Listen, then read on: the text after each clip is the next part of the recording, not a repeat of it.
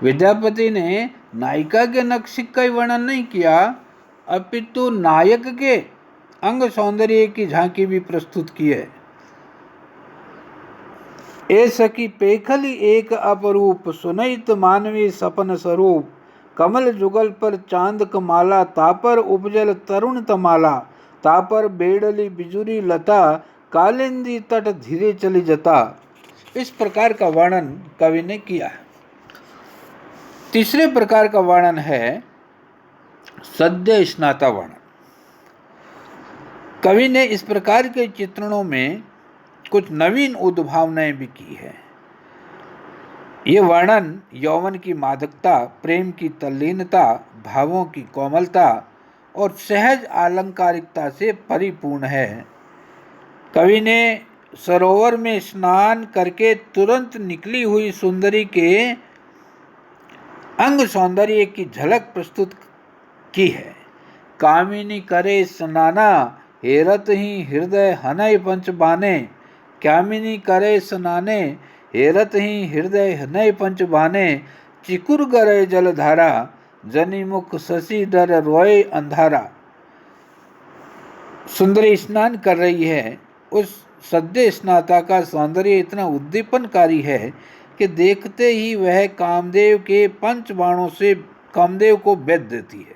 अर्थात उसे देखते ही दर्शक के हृदय में काम भावना जागृत हो जाती है, क्योंकि उसकी कुंतल राशि से गिरती हुई जल की धारा ऐसी दिखाई देती है मानो मुख के रूप में विद्यमान चंद्रमा को देखकर अंधकार रो रहा हो। इस प्रकार के अत्यंत ही सूक्ष्म वर्णन विद्यापति ने किए हैं। चौथे प्रकार के वर्णन है प्रणय के लिए वर्णन। विद्यापति ने राधा और कृष्ण के माध्यम से तत्कालीन समाज में व्याप्त प्रणय केलियों को बहुत ही भावोन्मादमयी झांकियां अंकित की है। इन झांकियों में मानव हृदय के अंतर्गत व्याप्त काम अर्थात मूल वासना का अत्यंत सजीव चित्र उपस्थित किया है। इन प्रणय चित्रों में कवि ने कहीं राधा कृष्ण को राजपथ पर एक दूसरे को देखकर बेसुध होते दिखाया है, तो कहीं उन्हें एक दूसरे के दर्शन के लिए लालायित दिखाया है। कहीं नायक को नायिका के अंग प्रत्यंगों और हाव भावों की चर्चा करते दिखाया है, तो कहीं नायिका की भाव भंगिमाओं से पीड़ित नायक को बेचैन रूप में अंकित किया है। कुंज भवन से निकसिल रे रोकल गिरधारी, एक ही नगर बस माधव है जरिकर बट मारी, छांड कन्हैया मोर आंचर रे फाटत नव सारी, अपयस होयत जगत भरी है जनि करिए उघारी। इस प्रकार के वर्णन कवि ने दिए हैं। स्तुति वर्णन। विद्यापति ने केवल रूप और प्रणय केलियों के चित्र ही नहीं अंकित किए, अपितु समाज में विद्यमान आस्तिकता, धार्मिक भावना, भक्ति आदि का निरूपण भी किया है। इन गीतों में कवि ने विभिन्न देवी देवताओं के स्तुतिपरक पद भी लिखे हैं। कहीं शिव की, कहीं विष्णु की, कहीं कृष्ण की, कहीं दुर्गा की, कहीं सरस्वती की, तो कहीं जानकी की और कहीं गंगा की प्रार्थनाएं उन्होंने की है। वैसे विद्यापति को शैव माना जाता है और शैव होते हुए भी उन्हें विभिन्न देवी देवताओं का उपासक बताया जाता है। यह स्वाभाविक भी है, क्योंकि भारत में धार्मिक हिंदुओं के यहाँ राम, कृष्ण, सीता, राधा, लक्ष्मी, सरस्वती, दुर्गा सभी देवी देवताओं की उपासना का प्रचार है। तत्कालीन स्थिति भी इसी प्रकार की थी और विद्यापति ने विभिन्न देवी देवताओं के निमित्त प्रार्थनाएं लिखी, जो मिथिला में आज भी घर घर गाई जाती है।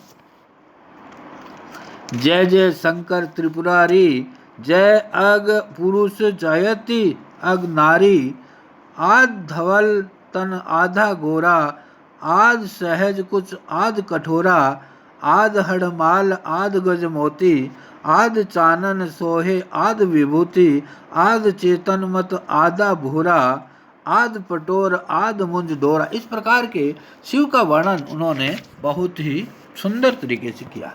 युद्ध वर्णन।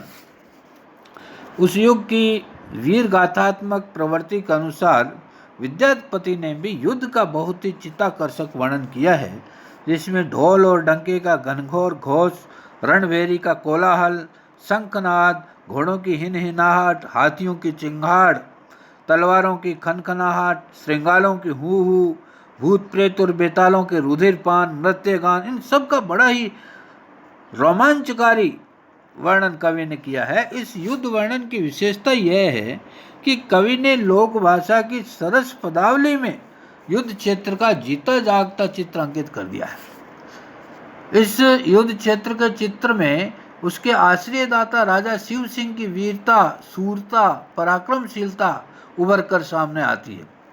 कवि कहता है कि राजा शिव सिंह ने अपने प्रबल और प्रचंड पराक्रम द्वारा दूर स्थित दुर्भेद्य दुर्ग बलपूर्वक आघात करके गिरा दिए और बादशाह के राज्य की सीमा तक भयंकर युद्ध दिखाई पड़ने लगा।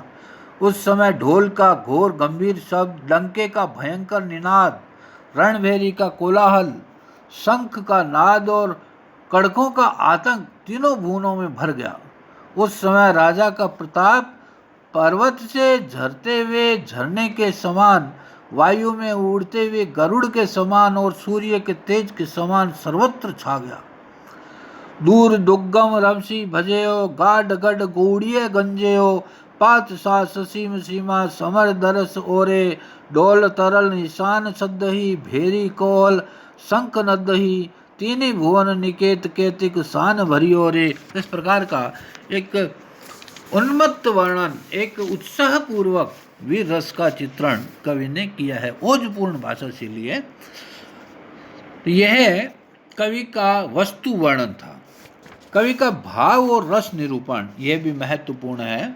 काव्य सौष्ठव में विद्यापति के पदों में भावों की विविधता के साथ श्रृंगार का आधिक्य दृष्टिगत होता है। श्रृंगार को रसराज माना जाता है। इसका मूल कारण यह है कि उसमें अन्य रसों से अधिक भावों का समावेश होता है और ये रस मानव जीवन की मूल भावना अर्थात काम वासना का ऐसा रंगीन चित्र अंकित करता है जिसे देखकर प्रत्येक मानव का हृदय तरंगित हुए बिना नहीं रहता। श्रृंगार के दो भेद हैं, पहला संयोग और दूसरा विप्रलंब या वियोग। विद्यापति ने दोनों ही भेदों का सांगोपांग वर्णन किया है। संयोग वर्णन में उन्होंने नायक नायिकाओं के विविध सौंदर्य और विविध काम क्रीड़ाओं का अंकन उन्होंने किया और वियोग में भी कवि की अत्यंत गति रही। उन्होंने कृष्णा भी सारिका और शुक्ला भी सारिका दोनों ही प्रकार की नायिकाओं के चित्र अंकित किए।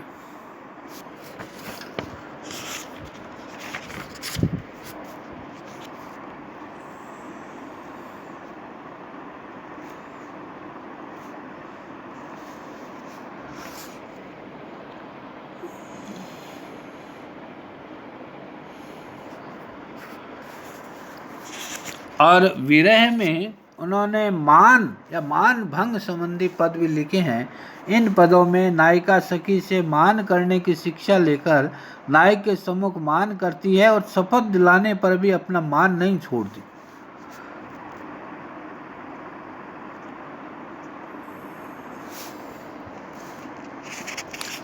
इस प्रकार विद्यापति का संयोग श्रृंगार अत्यंत मादक और मार्मिक है। उसमें काम शास्त्र का अनुसरण किया गया है और काम क्रीड़ाओं के आधार पर पद रचना की गई है। इन पदों में कवि ने काम विदग्ध नायक नायिकाओं की रति क्रीड़ा, प्रणय लीला, हास विलास, प्रेम व्यापार आदि का स्वच्छंदता के साथ वर्णन किया है।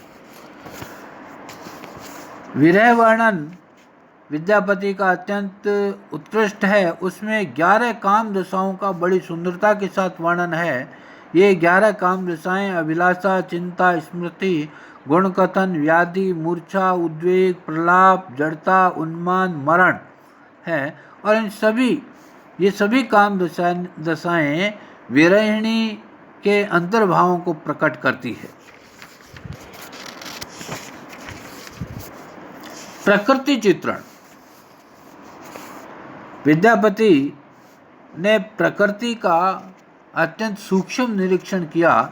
आलंबन रूप और उद्दीपन रूप दोनों ही रूप उनके प्रिय रहे हैं। आलंबन रूप में प्रकृति की मनोरम झांकी अंकित करते हुए विद्यापति ने वसंत का चमत्कार पूर्वक वर्णन किया। वसंत वर्णन के अंतर्गत कवि ने ऋतुराज के जन्म से लेकर उसकी राज्य प्राप्ति तक का उल्लेख बहुत ही सजीवता और कुशलता के साथ किया है। कवि कहता है कि माघ मास में शुक्ला पंचमी पूर्ण गर्भा होकर 9 महीने तथा 5 दिन में 16 अंगों और 32 लक्षणों से युक्त बालक वसंत को जन्म देती है। और वसंत रूपी बालक के जन्म लेते ही यह स्वाभाविक एक जन्मोत्सव मनाया जाता है, जिसमें युवतियां प्रफुल्लित मन से नाचती है, मंगलगान होते हैं और मानवती स्त्रियां भी मान छोड़कर रस में गान करने लगती है। इस प्रकार जब बालक वसंत तरुण होता है तो ऋतुराज की पदवी धारण करता है। ऋतुओं का राजा होते ही वह वसंत बड़ी शान के साथ राजाओं के सभी चिन्ह धारण करता है। पीपल के नूतन पत्रों को वह सिंहासन बनाता है, चंपा के फूलों का छत्र धारण करता है और आम्र मंजरी का किरीट अपने सिर पर धारण करता है। कवि ने प्रकृति के आलंबन रूप की अपेक्षा उद्दीपन का वर्णन विस्तार से किया है। उद्दीपन रूप का चित्रण प्राय 2 प्रकार से किया जाता है। एक तो संयोग के अवसर पर षड ऋतु वर्णन और दूसरे वियोग के अवसर पर 12 मासा। विद्यापति ने दोनों ही प्रकार की पद्धतियां अपनाई। षड ऋतु और 12 मासा दोनों ही उनके काव्य में हमें दिखाई पड़ते हैं। वियोग के समय प्रकृति विरहिणी के शरीर को संतप्त करती हुई दिखाई पड़ती है। विरहिणी को कुंज कुटीर के नवीन पुष्प, कोयल का पंचम गान, मलय पवन, पूर्णिमा का चंद्र, ये सब तीव्र वेदना पहुंचाते हुए अंकित किए गए हैं। विरह के समय नायिका को वर्षा की बूंदें बाण सी प्रतीत होती है और वर्षा की सुहावनी रात उसके लिए भयंकर प्रतीत होती है, क्योंकि उसका घर पति के बिना सूना है। इस प्रकार के चित्र विद्यापति ने अंकित किए हैं। अलंकार विधान। विद्यापति ने सादृश्य मूलक अलंकारों का अधिक प्रयोग किया, जैसे उपमा विधान है उनका। बालिका और नवयुवती के क्रमशः विकसित उरोजों की स्थिति को कवि ने उपमा द्वारा अत्यंत सजीवता से स्पष्ट किया है। पहरी बदरी कुछ पुन नवरंग। इसका ही नहीं, इतना ही नहीं, एक बालिका धीरे धीरे किशोरी होती है और धीरे धीरे युवती बनती है। इसका वर्णन भी बहुत ही सुंदर तरीके से विद्यापति ने किया है। उनकी उपमाओं का प्रभाव अत्यंत व्यापक है। चिकुर निकर तम सम कहकर उन्होंने काले घने केसों की श्यामता प्रदर्शित की। आनंद शरद सुधाकर सम, दमन लता सम तनु सुकुमार, सिंदूर तिलक तरणी सम भास, अधर बिंब सम, ये सब उपमाएं विद्यापति ने प्रयोग की है। और उत्प्रेक्षा अलंकार की कल्पनाएं भी बहुत ही विशद है, जैसे पीन पयोधर नख रेल रेख दैल, कनक कुंभ जनि भग्नहु भेल। रूपक मुख के लिए चंद्र, नेत्रों के लिए मृग, कमल खंजन, नासिका के लिए कीर, ये सारे रूपक उन्होंने अत्यंत ही सांग रूपों को रूप में प्रस्तुत किए हैं। रूपकातिशयोक्ति और अन्य अलंकार भी विद्यापति ने प्रयुक्त किए हैं। पदावली की भाषा। विद्यापति की पदावली हिंदी और बंगला की मध्यवर्तीनी मैथिली भाषा में लिखी गई है। मैथिली भाषा बंगला की अपेक्षा हिंदी के निकट है, क्योंकि मैथिली भाषा का क्रिया, संज्ञा, सर्वनाम, ये सब भाषा की जो व्याकरण है, भाषा का जो व्याकरण है वो पूर्वी हिंदी से पूर्णतः मिलता जुलता है। जैसे मैथिली की भूतकाली क्रियाओं के प्रयोग गेल, भेल, लेल, उद्वेगल, मिलावल, इन सब प्रयोगों में पूर्वी हिंदी की भोजपुरी का सूतल, लूटल इन शब्दों से मिलता है। संज्ञा पदों में कंचन, पयोधर, थंब, जौबन, प्रियतम, सिंगार, ये सारी पूर्वी बोलियों में पूर्णतः प्रचलित है। मोही तोही मये मोर हमर, ये रूप भी सर्वनामों के रूप हैं जो पूर्वी हिंदी में हमें पर्याप्त रूप में मिलते हैं। इस प्रकार विद्यापति की भाषा बहुत हमारी हिंदी भाषा की एक मैथिली बोली है और इस भाषा में सबसे बड़ी विशेषता उसकी कोमलकांत पदावली है। यद्यपि जयदेव की गीत गोविंद की भाषा बड़ी ललित और कोमल मानी गई है और विद्यापति की पदावली को उसी से प्रभावित माना जाता है, फिर भी इसकी अपनी विशेषता है क्योंकि इसका पद विन्यास, इसका शब्द चयन, वर्ण मैत्री बिल्कुल अद्भुत और अनुपम है। इसमें तत्कालीन लोक भाषा का माधुर्य विद्यमान है। परंतु देशील वैना सबजन मीठा, इस पंक्ति के आधार पर अपने पदों की रचना देशी वाणी अर्थात लोक भाषा में की उन्होंने। विद्यापति की यह लोक भाषा कोमलता और मधुरता के लिए विख्यात है। इसमें शब्दों को इतना मसृण बना दिया कि भाषा में सुकुमारता, कोमलता और सच्चिक्कणता आ गई। जैसे ससन परस खसु अंबर रे पेखल धनि गेह, नव जल धर तर संचर रे जनि बिजुरी गेह। इस पद में एक से व्यंजनों के द्वारा कवि ने भाषा को कोमलकांत पदावली से संयुक्त करके इस तरह सुसज्जित किया है कि उसमें मधुर नाद सौंदर्य सहज ही उपस्थित हो गया है। इसके लिए उन्होंने अनुप्रास का सहारा लिया है और कोमल वर्णों की सहज मैत्री भी स्थापित हो गई है और स्वर और व्यंजन अपने अपने भावों के अनुकूल ढलकर सरिता की धारा के समान भावों के प्रभाव में योग देते हुए दिखाई पड़ते हैं। यह नादात्मकता मैथिली भाषा की अपनी विशेषता है। इस प्रकार विद्यापति का काव्य देशील वायन होकर भी नागरों के मन को मुग्ध करने वाला है और कोमलकांत पदावली से युक्त होने के साथ साथ मधुर राग और संगीत के कोमल स्वरों को सुसज्जित किए हुए है।